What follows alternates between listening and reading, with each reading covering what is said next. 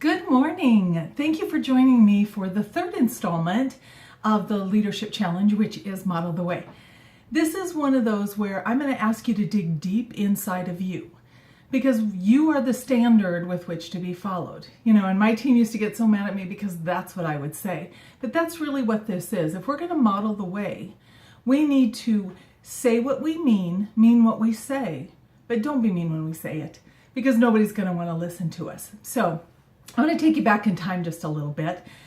Do you ever remember your parents saying to you something to the effect of, don't do as I do, do as I say? Yeah, I grew up that way. And the interesting thing is that I'm not going to listen to what they say if they're not exemplifying it in their daily life. And that's what your team is looking at. The people around you look at you to see if you're defining your values in your everyday life. And if that's truly what you stand for. So as we talk about Model the Way, we're going to talk about the two main commitments that we make to being successful in this challenge. And the first one is to find your own voice.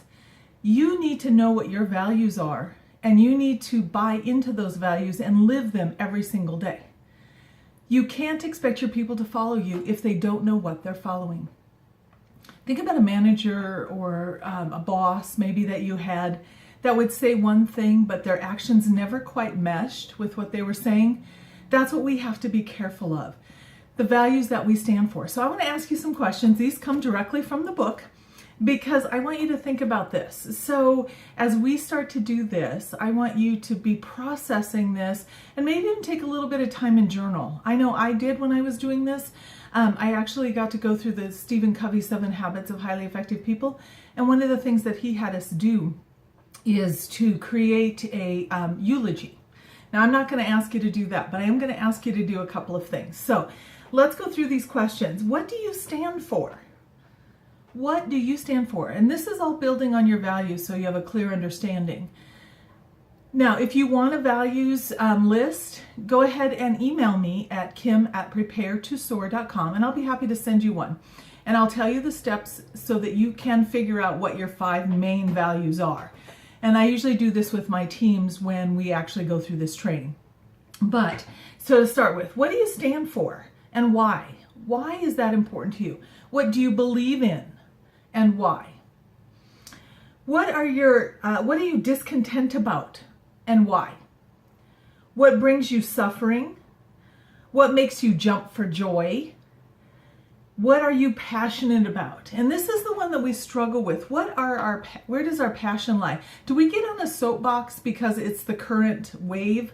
Or do we really believe in it? Would we be willing to go to the wall for it? Something similar to Martin Luther King Jr.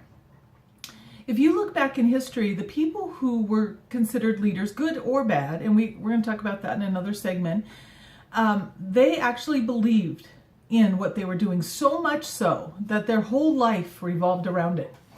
What keeps you awake at night? What grabs a hold of you and won't let go? Before I started the Empowering Women Conference, I was traveling all over the world delivering training and development. And I had never run a conference in my whole life. And yet it got a hold of me and it was on my mind all night long. I'd wake up in the middle of the night and I would just know that this was where God was sending me. And yet I fought it all the time because it was like, I don't want to run a conference. I used to be at conferences. I spoke at conferences. I didn't run them. But that's what was keeping me awake at night until I finally went ahead and scheduled the first one. Then we did them for 5 years and added a retreat. And you know the story from there. So it goes a little crazy.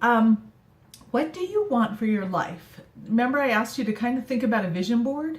What do you want for your life? And what do you want your life to be about?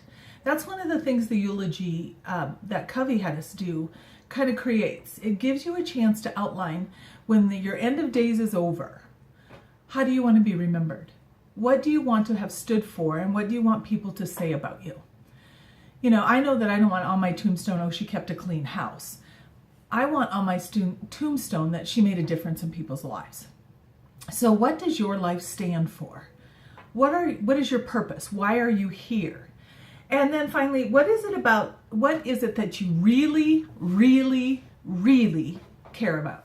Now, I added a couple more reallys in there because I want you to think about that. And not just something, oh yeah, I care about the weather. No, what do you really care about? What are you passionate about? These will all tie together to help you to define that. So, because actually when you're modeling the way, leaders go first. They exemplify every single day what their values are and what they believe in. Because remember, we talk about inspire a shared vision. Well, that comes because you have shared values. So when you're looking at your people in your team, if you're not having some of the similar values and some of the similar beliefs, it's going to be very hard to accomplish what you want to accomplish, because you're going to be going down different roads, different paths on the same road. So you want to make sure that you're focused on what you want to do. Leaders model the way through personal example and dedicated execution. So every day I'm dedicating myself, my life, to whatever it is I believe in. One of the biggest things I believe in is that everybody should live life abundantly. Whatever you define that as. I can't define it for you. You have to define it for yourself, any more than I could do your vision board for you. You have to define what is important to you. So we're going to look at some ways that we can do this. And how do we do this? First of all, you have to be clear about your purpose. You have to know exactly what it is that you are destined to do, to be, to have. And then we can begin to lead our teams in order to do that. So as we go through this process, you need a plan. So that's why I wanted you to answer these questions, journal about them, figure out what it is, and then create an action plan for you to begin to put this into play. One of the first things that I do is I give my team that value sheet. And I ask them to pick out every value they think that pertains to them. And I don't give them very long because I don't want them to think through this, because sometimes we overthink too much. I want them to have a gut instinct. This one sounds like me. Then from there, I ask them to narrow it down to 10 and then to 5. And when they get to the 5, they have to really think about it. But when we get to the 5, I ask them just to take a gut instinct. I give them like 1 minute to narrow that down, because I want them to try and bubble to the surface. It's interesting that our subconscious will kind of lead us that way if we just allow it to. If we overthink it, we can say, well, I really could do this. It's not about what you could do. It's really about what you want to do, what you're passionate about doing. Because if you don't have buy-in in what your values are, it's really hard to lead others to have theirs. But I want to help them to discover.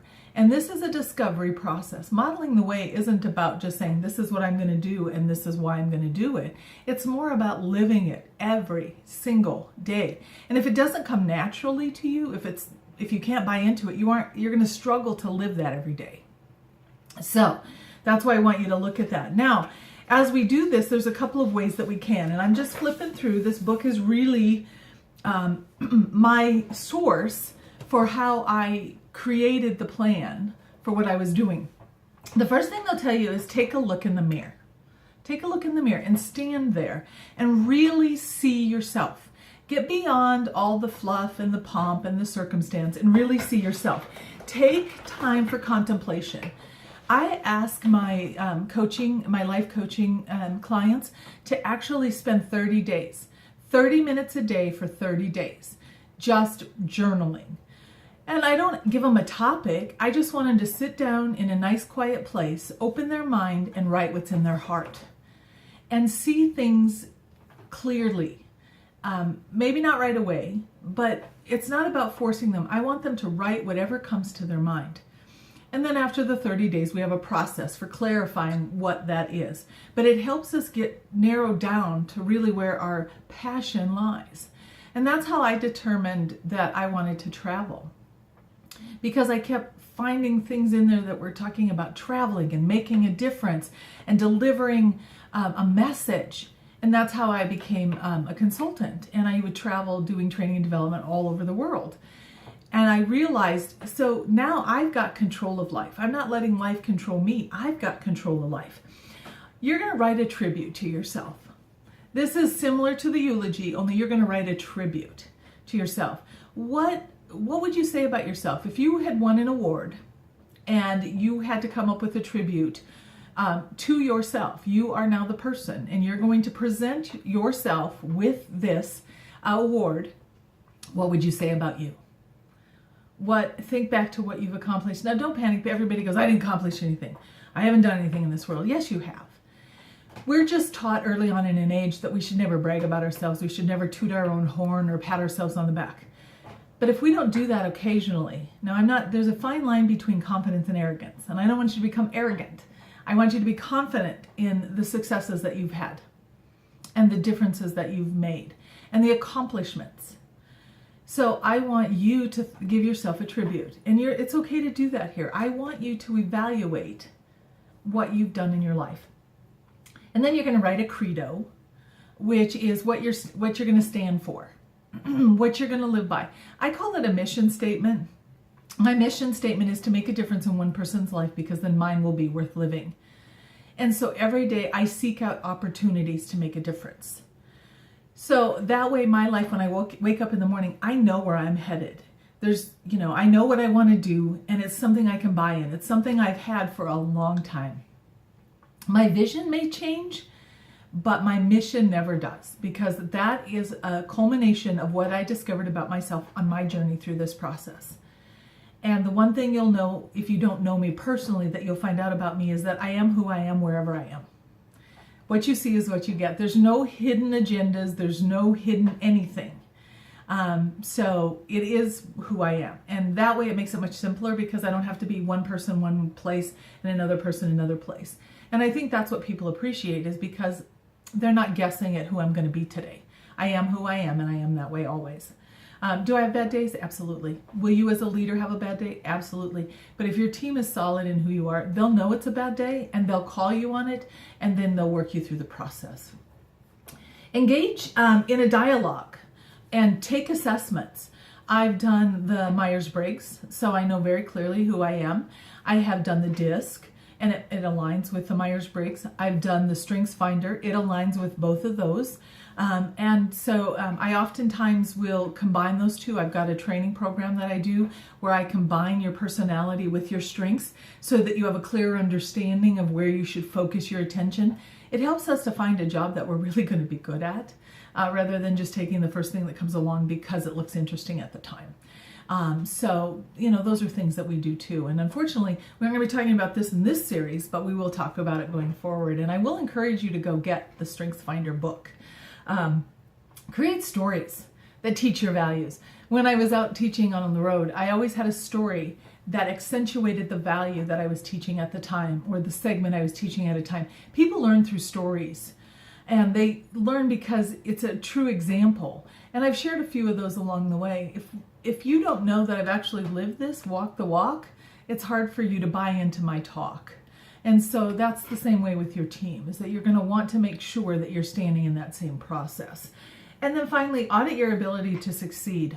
Are you in alignment with the things that are your values and your strengths and your talents so that you can be successful? So the first commitment that we just talked about is find your voice. Find out who you are and really commit yourself to this process.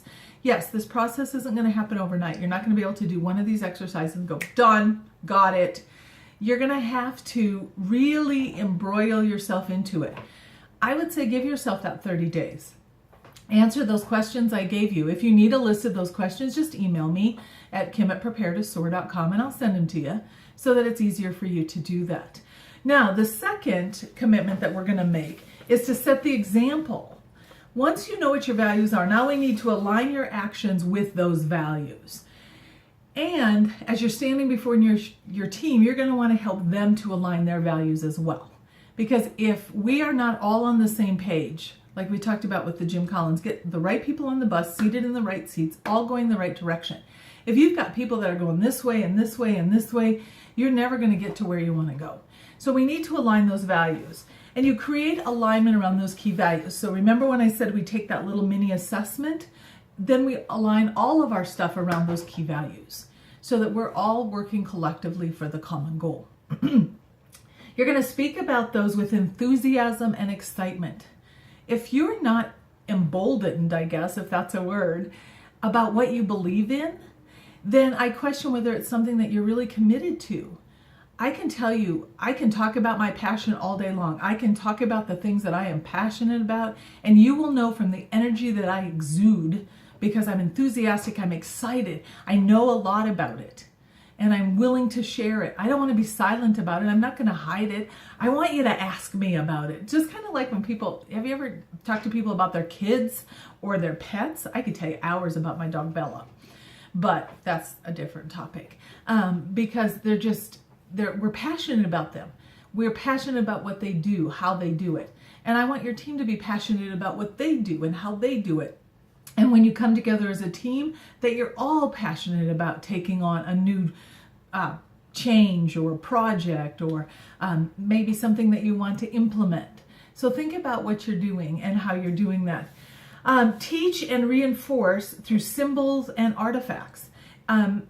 Around my office, you can't see it in this picture, but I have pictures that inspire me, that share my values, so that I'm very clear, and when I walk in here, I know what my direction is.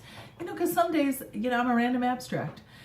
It's easy to get sidetracked. It's like, oh, squirrel, shiny, and I'm off onto something else. But I really have to stop and use my energy for common good and for getting me where I want to be, for aligning myself to that vision board so that I can eventually get everything that I want.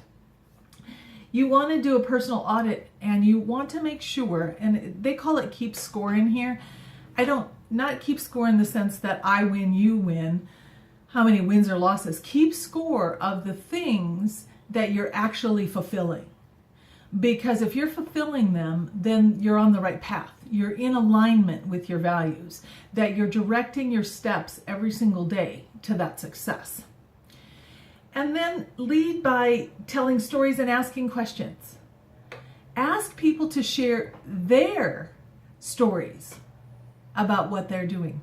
One of the things that I did in one of the courses I taught was I would ask people to tell me about some of the leaders that they remember. Current, past, alive, dead, and what made them so powerful. What were their values? And it's interesting because they could tell us their values because they lived it every single day. They walked the talk. And that's what we're talking about here, is that you can't be one way at home and another way somewhere else. First of all, it's too hard to keep those in alignment.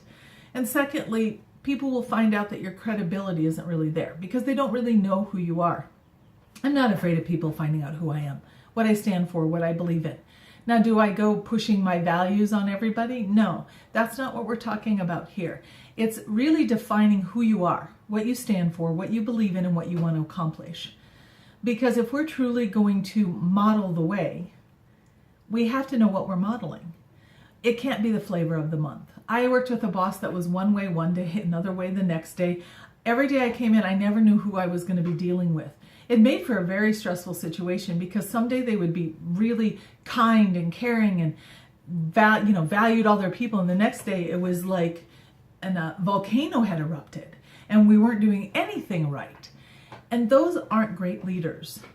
Those tend to fall more in self-centered, eccentric kind of things, or maybe they just didn't have a clear direction. I don't want to believe that people actually wake up wanting to be that way. It's unfortunate because there are some bosses that scream and yell and devalue their people, thinking that's going to make them better, when in fact it only makes them worse. If you model that, then pretty soon they start to model that. And pretty soon you've got everybody yelling at everybody and nobody really succeeding. Because one thing I've discovered is that people don't want to be yelled at. They don't want to be told what to do. They want to be asked. They want people to work collectively together. And we can't do that if we're screaming at each other and we're yelling at each other. So I want you to think about how you present yourself to your team, to your family, to your friends, and what direction you want to go. You have a lot of power, and that power needs to be used for good. The creed for the medical industry is do no harm. First, do no harm.